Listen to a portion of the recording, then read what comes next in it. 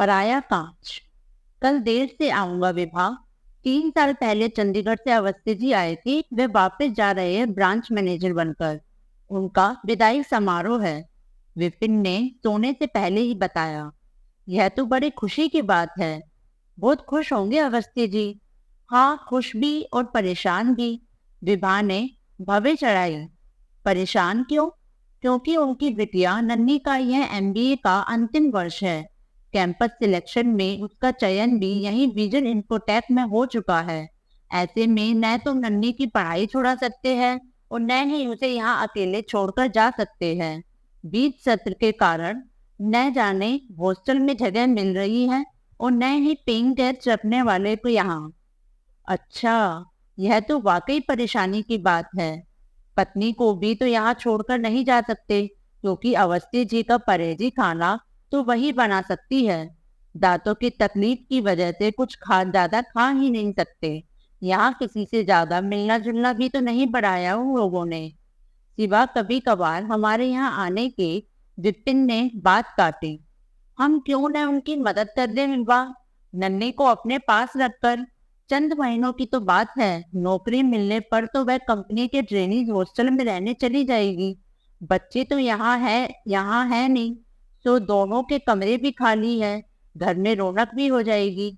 वह सब तो ठीक है, लेकिन जवान लड़की की हिफाजत कांच की तरह होती है। जरा सी लापरवाही से पराया कांच तड़क गया तो खरोंचे तो हमें ही लगेगी ना। न बाबा न, मैं बेकार में लहू लुहान नहीं होने वाली।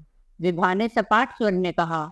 विपिन चुप हो गया, लेकिन विभा सोचने लगी कि बात तो विपिन ने सही कही थी। निखिल रहता तो उनके साथ ही था, मगर फिलहाल किसी ट्रेनिंग पर साल भर के लिए विदेश गया हुआ था।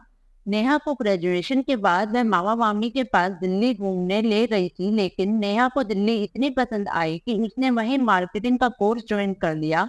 फिर वहीं नौकरी भी करने लगी। पहले तो मामा मामी ने उसकी बहुत तरफदारी की थी, लेकिन कुछ महीने पहले लगा कि वे लोग नेहा के वहां रहने से खुश नहीं हैं। फिर अचानक सब ठीक हो गया और फिलहाल तो नेहा के वापस आने के आसार नहीं थे। ऐसे में नन्ही के आने से सोने घर में रौनक तो जरूर हो जाएगी, लेकिन बेकार में जिम्मेदारी की टेंशन बढ़ेगी। तुम एक रोज नन्ही की तारीफ कर रही थी ना विभा, कि वह सिवा अपनी पढ़ाई की कुछ और सोचती ही नहीं है। तो फिर ऐसी बच्ची को कुछ अरसे के अपने यहाँ आश्रय देना में तुम हिचक क्यों रही हो? उसे इंस्टीट्यूट ले जाने और वहां से लाने का इंतजाम अवस्थी कर देगा। तुम्हें बस उसके रहने खाने का ख्याल रखना है। बाहर वे क्या करती है यह हमारी जिम्मेदारी नहीं होगी। यह मैंने अवस्थी से साफ कह दिया है। विपिन ने अगले रोज फिर बात छेड़ी। मुझसे अवस्थी की परेशानी देखी नहीं गई। अब जब आपने कह ही दिया है तो मेरे कहने के लिए रह ही क्या गया। विभा हंसी। कल नेहा की एक अलमारी खाली कर दूंगी नन्ही के लिए। विपिन को डर था कि नन्ही के आने पर घर का वातावरण असहज हो जाएगा, लेकिन ऐसा कुछ नहीं हुआ। पहले रोज से ही नन्ही और विवाह में अच्छा तालमेल हो गया। मना करने पर भी नन्ही रसोई में हाथ बांटती थी। कुछ देर उनके साथ टीवी भी देखती थी। छुट्टी के रोज उनके साथ घूमने भी चली जाती थी, लेकिन न तो कोई उससे मिलने आता था और न ही वह कहीं जाती थी। उसका मोबाइल जरूर जब तक बजता रहता था, लेकिन नन्ही ज्यादा देर बात नहीं करती थी, जिससे विवाह की चिंता करनी पड़े।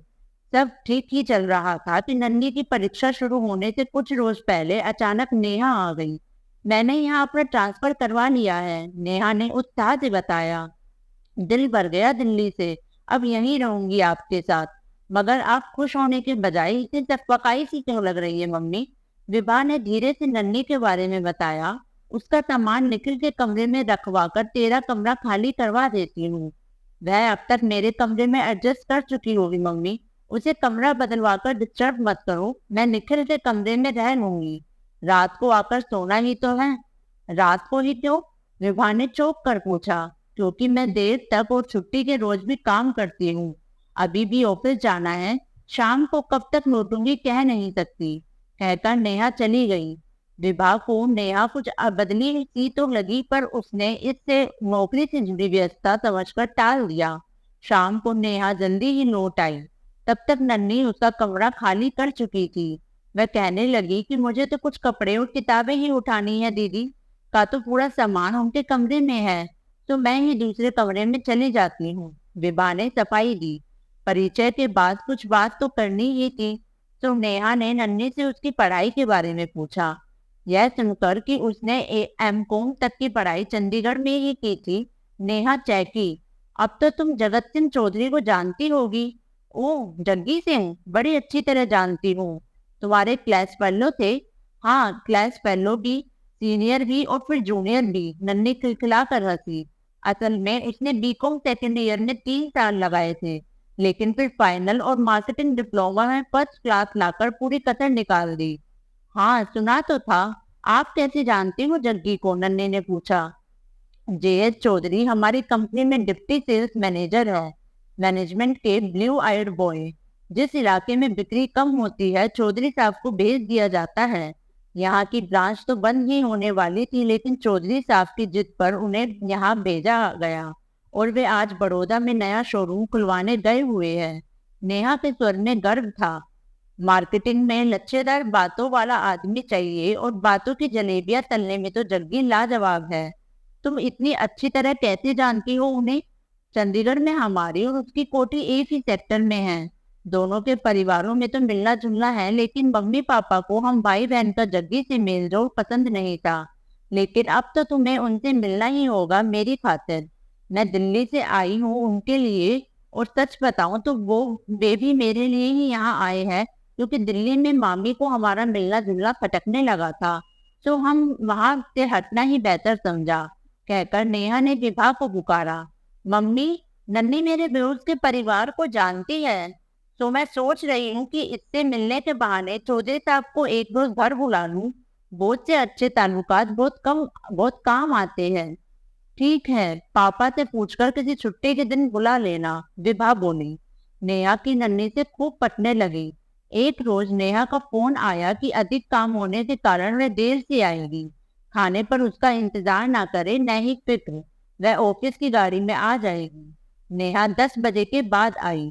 चौधरी साहब ने कहा कि उन्हें नन्ही से मिलना तो आना ही है, तो वे अपनी गाड़ी में मुझे छोड़ने आ गए। नेहा ने विभा व विपिन के कमरे में आकर कहा। विपिन ने अपने कपड़े देखे। ठीक है या पद्मू, आप लोगों को बाहर आने की जरूरत नहीं है, अभी तो वे नन्ही का हालचाल पूछकर चले जाएंगे।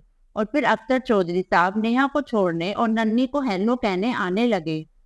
विभा को यह सब ठीक तो नहीं लगा, लेकिन नेहा ने उसे यह कहकर चुप करा दिया कि नन्ही के पड़ोसी है और उनके पापा चंडीगढ़ में अवस्थी अंकल की गैर हाजिरी में उनकी कोठी और माली वगैरह पर नजर रखते हैं। हालांकि नन्ही ने उससे ऐसा कुछ भी नहीं कहा था। विभा ने नन्ही को कुछ दिन पहले फोन पर कहते सुना था कि उसे किसी चंडीगढ़ वाले से मिलने की फुर्सत नहीं है। नन्ही आजकल पढ़ाई में बहुत व्यस्त रहती थी, तो विभा ने उसे इस विषय में कुछ नहीं पूछा। वैसे भी चौधरी कुछ मिनट ही रुकता था। परीक्षा के दौरान नन्ही ने कहा कि वह रात को खाना 7 बजे खाकर कुछ घंटे लगातार पढ़ाई करेगी। खाना तो 7 बजे खा लूंगी, लेकिन चौधरी जी जो हेलो करने के बहाने खलल डालेगा, उसका क्या करोगी? विभा हंसी। मैं कहना तो नहीं चाहती थी आंटी, लेकिन चौधरी मुझसे हेलो कहने के बहाने नेहा दीदी को छोड़ने आता है। मेरे कमरे में तो उसने पहले दिन के बाद झांका भी नहीं। पहले रोज जब दीदी आपके कमरे में गई थी, तो मैंने उससे कहा था कि तुम ही होने वाले सास ससुर के कमरे में जाकर उनके पैर छुआओ, तो उसने बताया कि सास ससुर तो मम्मी ही पसंद करेगी, शादी तो उनकी सुझाई लड़की से ही करनी है, यहाँ तो वह महज टाइम पास कर रहा है। मैंने कहा कि अगर उसने नेहा दीदी के साथ कुछ गलत किया तो मैं उसकी मम्मी को नहीं छोड़ूंगी, चंडीगढ़ में सारे पड़ोस को उसकी करतूत बता दूंगी। चौधरी ने कहा कि ऐसा कुछ नहीं होगा, और वैसे भी नेहा की शर्त है कि जब तक मैं उसके पापा से शादी की बात नहीं करूंगा, वह मुझे हाथ भी नहीं लगाने देगी। शाम गुजारने के लिए उसके साथ कहीं बैठकर गपशप कर लेता हूँ और कुछ नहीं। और तुमने उसकी बात मान ली? विभा ने बात काटी। तुम्हारा फर्ज नहीं बनता था कि तुम मुझे बताती है सब? नेहा दीदी ने पहले दिन ही यह शर्त रख दी थी कि अगर घर में रहना है तो जैसा वे कहेंगी वैसा ही करना होगा। उनमें और चौधरी में फिलहाल रिश्ता घूमने फिरने तक ही सीमित है। तो मैं चुप ही रही। नन्ही ने सिर झुकाकर कहा। मैं यह सोचकर चुप रह गई थी कि कुछ दिनों की ही तो बात है, जाने से पहले चौधरी की असलियत दीदी को जरूर बता दूंगी, मगर तब तक बहुत देर हो जाएगी। विपिन के एक दोस्त का लड़का लंदन से आया हुआ है। उसने नेहा का रिश्ता मांगा है, लेकिन नेहा उस लड़के से मिलने को तैयार ही नहीं हो रही है और वह तो कुछ रोज में वापस चला जाएगा। विभा ने हताश सुर में कहा, ऐसी बात है आंटी तो मैं कल जग्गी से मिलकर कहूंगी कि वह पूरन नेहा दीदी को अपनी असलियत बता दे, जैसे वह तेरी बात मान लेगा। विभा के स्वर में व्यंग था। माननी पड़ेगी आंटी। जग्गी की शादी चंडीगढ़ के एक उद्योगपति की बेटी पिंकी पिंकी से लगभग तय हो गई है। तगड़े दहेज के अलावा जग्गी को उनके बिजनेस में भागीदारी भी मिलेगी। पिंकी मेरी सहेली है, उसी ने मुझे फोन कर बताया यह सब। अब मैं जग्गी की धमकी दे सकती हूँ कि तुरंत दीदी की जिंदगी से बाहर निकल ले, वरना मैं पिंकी को बता दूंगी कि वह यह क्या कर रहा है। इस सब में तेरी पढ़ाई का हर्ज होगा नंदी। पढ़ाई तो जितनी हो सकती थी हो चुकी है आंटी। फिर सब यह इस सब में ज्यादा समय नहीं लगेगा। आप बेफिक्र रहिए, मैं सब संभाल लूंगी। नन्ही ने आश्वासन दिया। नन्ही रोज दोपहर को घर आ जाती थी, लेकिन उस दिन वह देर शाम तक नहीं लौटी। विभा ने उसके मोबाइल पर फोन किया। मैं ठीक हूँ आंटी, आने में हो सकता है कुछ देर हो जाए, नन्ही ने थके स्वर में कहा। तू है कहाँ? मैं जग्गी यानी चौधरी के फ्लैट के बाहर बैठकर उसका इंतजार कर रही हूँ। वह बड़ी देर से बस अभी आया, कह रहा है। अब मैंने उससे कहा है कि आधे घंटे में नहीं आया तो मैं पिंकी को फोन पर जो जो चाहे बता दूंगी। तुझे उसके फ्लैट पर अकेले नहीं जाना चाहिए नन्ही। किसी कॉफी शॉप में मिलने से घर पर मिलना बेहतर है आंटी। ऑफिस में मिलने पर नेहा दीदी को पता चल जाता। आप बेफिक्र रहिए, जग्गी मुझसे बदतमीजी करने की हिम्मत नहीं करेगा। लेकिन तेरी पढ़ाई कितनी खराब हो रही है नन्ही। दीदी की जिंदगी खराब होने देने से थोड़ी पढ़ाई खराब करना बेहतर है आंटी। रखती हूँ, जग्गी आ रहा है शायद। नन्ही नेहा के आने के बाद आई तो विभा उससे कुछ पूछ नहीं सकी। अगली सुबह उसका पेपर था, वह जल्दी चली गई। दोपहर को नन्ही के लौटने से पहले विपिन अचानक घर आ गया। तुम्हारे लिए खुशखबरी है विभा, नेहा अश्विन के बेटे से मिलने को तैयार हो गई है। उसने मुझे ऑफिस में अभी फोन करके यह बताया। तुम बताओ कब बुलाओ, कब उन लोगों को? कभी भी बुला लो, इसमें पूछने की क्या बात है।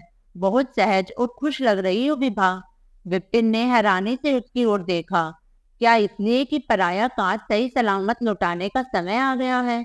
नन्ही को पराया कांच मत कहो विपिन, विभा ने व्यवल स्वर में कहा। वह तो हीरा है, अनमोल हीरा, जिसने हमारे अपने कांच को तड़कने से बचाया है। और नन्ही अब पराई नहीं, हमारी अपनी है। निखिल मुझे अपने लिए लड़की पसंद करने को कह ही चुका है, तो मैंने नन्ही को पसंद कर लिया है। विपिन उसे क्या बताता कि वह और निखिल तो कब से नन्ही को पसंद कर चुके हैं। निखिल के कहने पर ही उसने नन्ही को घर में रहने को बुलाया था। दोस्तों, अगर आपको ये कहानी अच्छी लगी तो इसे लाइक, शेयर और कमेंट जरूर करें और हमारे चैनल को सब्सक्राइब करें। धन्यवाद।